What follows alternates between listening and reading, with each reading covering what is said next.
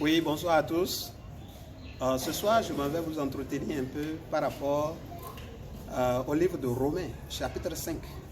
Je vais lire le verset 18 et 19. Lisons la parole au nom de Jésus. Ainsi donc, comme par une seule offense, la condamnation a atteint tous les hommes, de même par un seul acte de justice, la justification qui donne la vie s'étend à tous les hommes. Car comme par la désobéissance d'un seul homme, beaucoup ont été rendus pécheurs, de même par l'obéissance d'un seul, beaucoup seront rendus justes. Alors, vraiment, quand je regarde à ces deux versets, je peux bénir encore l'Éternel des armées. Quand nous regardons ici, la Bible est en train de dire quelque chose de très pertinent. Beaucoup de personnes sont en train de fréquenter l'église aujourd'hui, mais qu'est-ce que Jésus-Christ est venu faire réellement? Jésus-Christ est venu vraiment dans ce monde pour quelque chose de précis, de pertinent. Mais qu'est-ce qu'il est venu faire? Alors, beaucoup de personnes aujourd'hui, dans leur prière, disent, nous sommes pécheurs, nous sommes pauvres pécheurs. Beaucoup de personnes prient de cette manière. Mais en priant de cette manière, est-ce que réellement, ces personnes croient en l'œuvre salvatrice de Jésus-Christ? Est-ce qu'ils croient? Parce qu'à travers la désobéissance d'une seule personne, à travers l'acte d'un seul homme, tous les hommes sont devenus comment? Pécheurs. Mais à travers aussi l'obéissance d'un seul, la Bible dit que beaucoup seront rendus comment? Justes. Il y a un seul acte de désobéissance. Et cet acte de désobéissance, a conduit tous les hommes dans le péché. Mais par un seul acte d'obéissance encore, beaucoup de personnes seront rendues comment? Justes. Alors, qui a désobéi et qui a obéi? Alors, quand nous parlons de la désobéissance, c'est Adam qui a désobéi et qui a accepté la pensée du diable. En acceptant la pensée du diable, nous tous nous sommes devenus par là pécheurs. Mais étant pécheurs, nous ne pourrons jamais avoir accès dans le royaume des cieux. Mais Jésus-Christ est venu exactement pour ça, pour pouvoir travailler afin que nous devenions comment? Justes. Donc pour cela, Jésus-Christ doit obéir. Mais comment doit-il obéir? Comment doit-il obéir? C'est-à-dire, il doit payer le prix de nos péchés. Mais l'a-t-il payé ou non?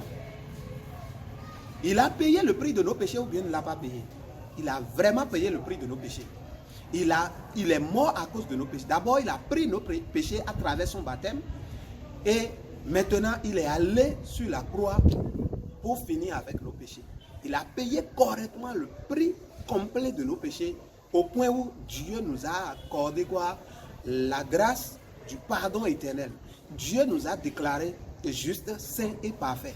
C'est ça ce que Jésus-Christ a fait. Alors quand nous regardons à ça, ces deux versets que je viens de lire constituent un résumé de toute la Bible. Parce qu'un homme, un jour, est devenu pécheur en acceptant la parole du serpent, en acceptant la pensée du diable qui est le péché. Depuis ce moment, tous les hommes qui sont nés issus de cet homme qui est Adam sont devenus bêtement porteurs de péché. Mais ce n'est pas fini. Il y a encore de l'espoir. Jésus-Christ maintenant est venu.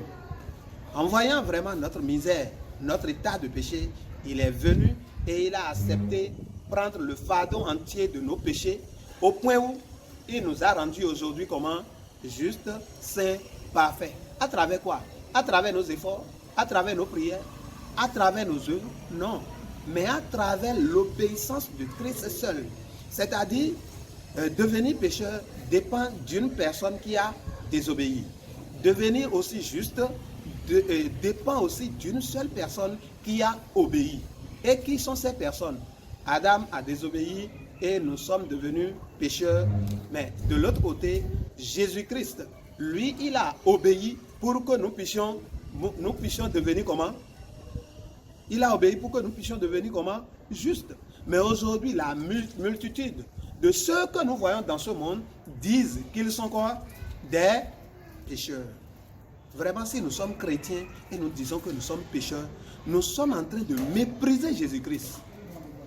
Nous sommes en train de mépriser, nous sommes en train de considérer pour un grand zéro ce travail merveilleux que Christ a fait.